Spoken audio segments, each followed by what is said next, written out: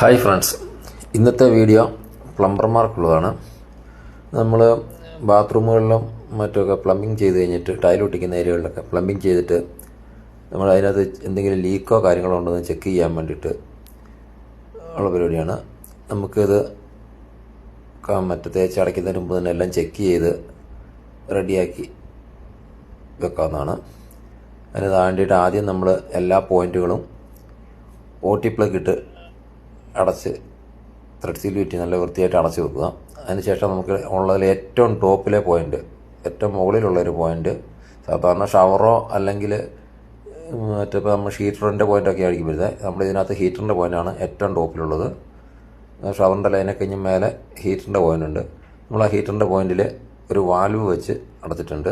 ആ വാൽവ് വന്നിട്ട് നമ്മൾ തുറന്ന് വെച്ചു. അത് നമ്മൾ എയറും അതിന് പൈപ്പിനുള്ളിലുള്ള എയറൊക്കെ പോകാൻ വേണ്ടിയിട്ടാണ് ആ വാൽവ് തുറന്ന് വെച്ചത്. അതിനുശേഷം നമുക്ക് ഏറ്റവും താഴത്തെ പോയിൻ്റ്, സാധാരണഗതിയിൽ നമ്മൾ ബാത്റൂമിലൊക്കെ വരുന്നത് സ്യൂട്ട് ക്ലോസറ്റ് വെക്കുന്ന ബാത്റൂമാണെങ്കിൽ സ്യൂട്ട് ക്ലോസറ്റിൻ്റെ ഫ്ലഷ് ടാങ്കിലേക്കുള്ള ലൈനായിരിക്കും ഏറ്റവും താഴെ വരുന്നത്. ആ ലൈനിൽ നമ്മുടെ പമ്പിൻ്റെ പൈപ്പ് കണക്ട് ചെയ്യുക. നമ്മുടെ ഏറ്റവും താഴത്തെ ലൈനിൽ നമ്മൾ പമ്പിൻ്റെ പൈപ്പ് കണക്ട് ചെയ്യുക.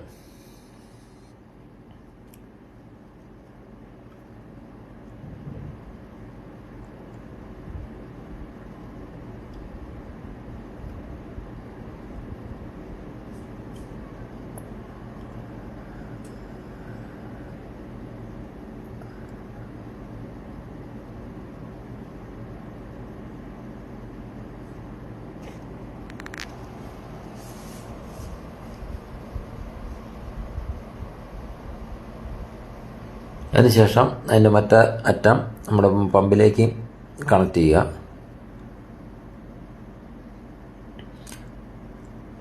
അതിനുശേഷം നമുക്ക് അതിനകത്തേക്ക് വെള്ളം നിറച്ച് കൊടുക്കാം. അതിലേക്ക് വെള്ളം നിറച്ചിട്ട് നമുക്ക് പമ്പ് ചെയ്യാം. ഇത് എൻ്റെ കയ്യിലുള്ളത് ഹാൻഡ് പമ്പാണ്. പിന്നെ ഇതിൻ്റെ ഇലക്ട്രിക് പമ്പുകളും കിട്ടുന്ന അവൈലബിളാണ്. എൻ്റെ കയ്യിലുള്ളത് ഹാൻഡ് പമ്പ് വെച്ച് നമുക്ക് പമ്പ് ചെയ്ത് കൊടുക്കാം. പമ്പ് ചെയ്യുമ്പം നമ്മുടെ മുകളിൽ വെച്ച് തുറന്നു വെച്ചിരിക്കുന്ന വാൽവിലൂടെ വെള്ളം വരും. ഏറ്റവും ടോപ്പിലുള്ള വാൽവ്, അതിനകത്ത് എയറെല്ലാം പോയിട്ട് ആ വാൽവിലൂടെ വെള്ളം വീഴാൻ തുടങ്ങും. വെള്ളം വരുമ്പോൾ വന്നു കഴിയുമ്പോൾ നമുക്ക് ആ വാൽവ് ഓഫാക്കാം. ഓഫാക്കി വെച്ചിട്ട് നമുക്കത് ടൈറ്റാക്കാം. പമ്പ് ചെയ്ത് ഫുൾ ടൈറ്റാക്കാം.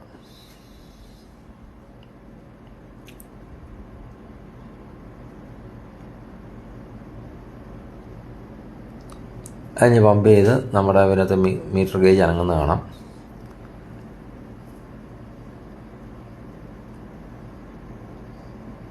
മീറ്റർ കയറി വരുന്നുണ്ട്.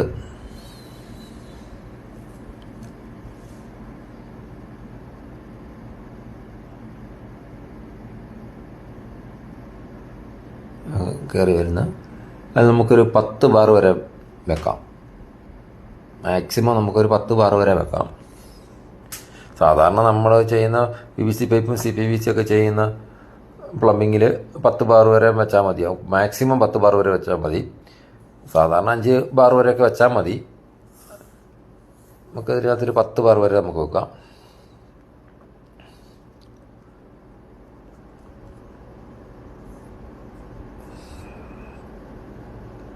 ഇപ്പോൾ 10 ബാറായിട്ടുണ്ട്. 10 ബാർ വെച്ചിട്ട് ഇത് നമ്മളിപ്പോൾ രാവിലെ സെറ്റ് ചെയ്ത് വെച്ചാണ്. പണി സൈറ്റിൽ വന്നപ്പോൾ സെറ്റ് ചെയ്ത് വെച്ചു. ഇനി ഒരു 5-6 മണിക്കൂർ കഴിഞ്ഞ് 6-7 മണിക്കൂർ കഴിയുമ്പോൾ നമുക്കിപ്പോൾ പോകാൻ നേരത്ത് നമുക്ക് ഇതിൻ്റെ റീഡിങ് വീണ്ടും നോക്കാം. ഇപ്പോൾ ഒരു 6-7 മണിക്കൂറായിട്ടുണ്ട്. വൈകുന്നേരം ആയപ്പം നമ്മൾ പോകാൻ നേരത്ത്, പണിയൊക്കെ നിർത്തി പോകാൻ നേരത്ത് ഇതിൻ്റെ റീഡിങ് നോക്കാൻ വന്നതാണ്.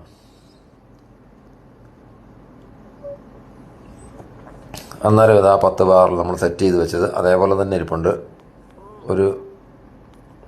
ആ സൂചി അനങ്ങിയിട്ട് പോലുമില്ല. നമ്മൾ സെറ്റ് ചെയ്ത് വെച്ച് അതേ ലെവലിൽ തന്നെ ഇരിപ്പുണ്ട്. ഇതിൽ നമുക്ക് മനസ്സിലാക്കാൻ പറ്റുന്നത് നമ്മുടെ ചെയ്ത പ്ലംബിങ്ങിന് ഇതിനകത്ത് നമുക്കിപ്പോൾ ലീക്കോ കാര്യങ്ങളൊന്നുമില്ല. ചെയ്തത്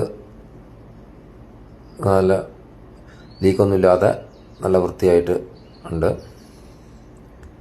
അപ്പോൾ അതിൽ നിന്ന് കുറഞ്ഞാൽ നമുക്ക് മനസ്സിലാക്കാൻ അതിനകത്ത് എവിടെയോ ലീക്കുണ്ട്. അപ്പോൾ ആ ലീക്ക് കണ്ടുപിടിച്ച് നമുക്ക് ലീക്ക് മാറ്റാവുന്നതാണ്.